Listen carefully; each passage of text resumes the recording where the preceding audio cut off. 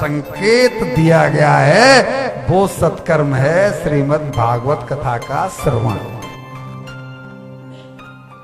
आप श्रीमद् भागवत कथा का श्रवण करो। जब आप भागवत कथा का श्रवण करेंगे तो ज्ञान और वैराग्य हैं तो वृंदावन में, लेकिन वो अपने आप ही भक्ति महारानी के साथ में आ जाएंगे वहां पर जहां पर की कथा हो रही। तब बोले कि वो कथा फिर आप ही सुनाओ। अब मैं ढूंढने कहां जाऊं कथावाचक को? वो कथा भी आप ही सुनाओ और ये भी बताओ कि कथा को हम करें कहां, सुने कहां। तब सनकादिक ने इनको बोला कि हरिद्वार में गंगा तट पर और जो आनंद तट है वहां पर इस आयोजन को करिए। ये गंगा तट पर जो गंगा के किनारे जो आनंद नाम का घाट है, ये आपने बहुतों ने देखा होगा, जो वो है ना मंदिर वहां पर जहां परमार्थ आश्रम है सप्तऋषि रोड पर, जहां पर उनका अभी जो शरीर शांत हुआ है उनका क्या नाम था? संत राम सुखदास जी। वो जो मंदिर है तेरा मंदिर का भारत माता मंदिर, वो जो भारत माता मंदिर वाले स्वामी जी, अभी उनका शरीर शांत हुआ ना 2-3 महीने पहले ही। वो जो तट है ना वो है ये जगह आनंद तट, वो है वहां पर इस कथा को करने को बोला गया है। प्रश्न यह है कि वहां पर क्यों बोला गया?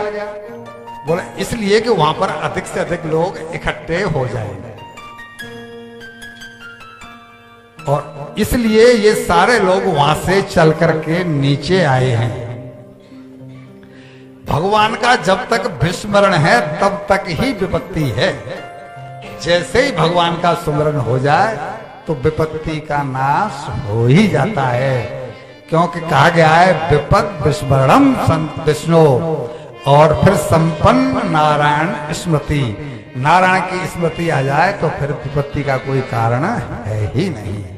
और जैसे ही इनको मालूम पड़ा कि केवल इस आयोजन से ही और मेरा टेंशन दूर हो सकता है, तो उन सब को लेकर के ये लोग नीचे आए हैं। और जब यहाँ पर ये अनाउंस हुआ कि भागवत कथा सनकादिक सुनाएंगे आनंद तट पर, तो सभी लोगों का आना शुरू हो गया।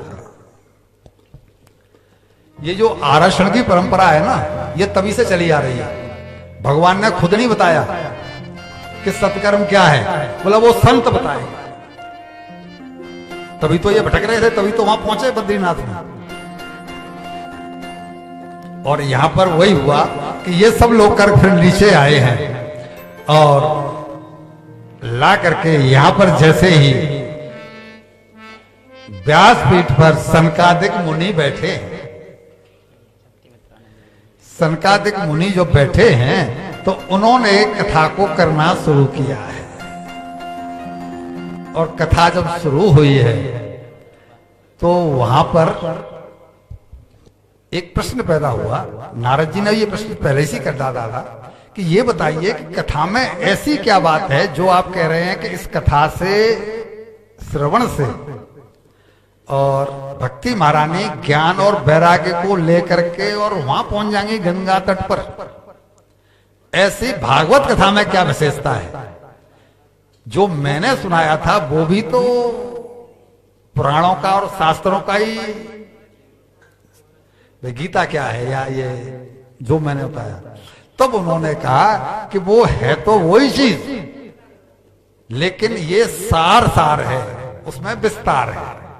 दूसरी बात एक ये है कि ये इतना अट्रैक्टिव है कि सुखदेव जी जैसा परमहंस व्यक्ति और इसको सुन करके और भगवान में उसका प्रेम, क्यों वो तो साकार को उपासक नहीं है, वो तो निराकार के उपासक है।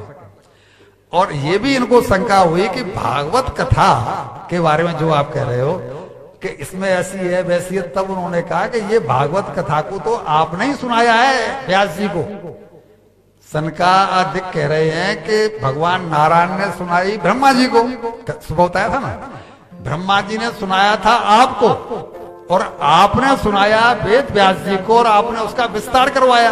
तो ये भागवत कथा वही तो है।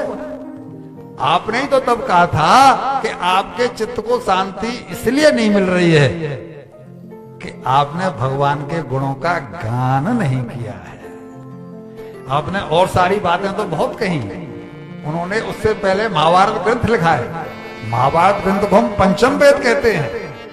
तो बोला महाभारत जैसा ग्रंथ लिख करके भी जब उनको मन में शांति नहीं हुई तब उन्होंने कारण जानना चाहा। तब इन्होंने कहा कि भगवान की लीलाओं का आपने वर्णन नहीं किया, इसलिए भागवत का सृजन करो, भागवत कथा का सृजन करो।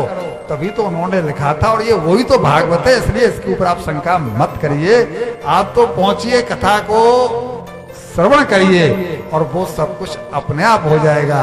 और वहां उन्होंने सुनाया भी है कि वो ज्ञान और वैराग्य, तो क्या ज्ञान और वैराग्य की जो प्रतिमूर्ति थे, कौन? सुखदेव जी। सुखदेव जी एक ऐसे संत हुए हैं कि ये 12 साल तक मां के उदर में रहे। देखो फिर हम पीछे जाएंगे, वो जो शंकर जी ने, जहां सुबह हम जाएंगे, शंकर जी ने जो अमर कथा सुनाई है वो है क्या? किसी ने आज तक सुनी है? अच्छा, अमर कथा कहीं पर हुई है? भागवत कथा होती है, राम कथा होती है, ये होती है, कहीं अमर कथा हो रही है कहीं? वो जो अमर कथा है वो यही भागवत कथा है। जो अमर कथा का वर्णन आता है ना, वो यही भागवत कथा है। और जब वो इसको शंकर जी सुना रहे थे, पार्वती जी सुन रही थी, तो शंकर जी ने बोला कि देवी, तुमने मुझसे अमर कथा के बारे में पूछ तो लिया है, लेकिन कथाओं में अक्सर नींद आ जाती है। प्रभु जी इसलिए पीछे बैठे हैं कि जो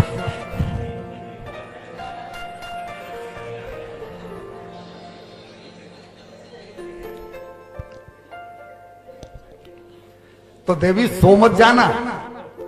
तो बोला नहीं नहीं, कैसी बात कर रहे थे, नहीं सोऊंगे नहीं। और जब इन्होंने कथा सुनाना शुरू किया तो बोला अच्छा प्रमाण यह कि तुम हुंकारा भरती जाना।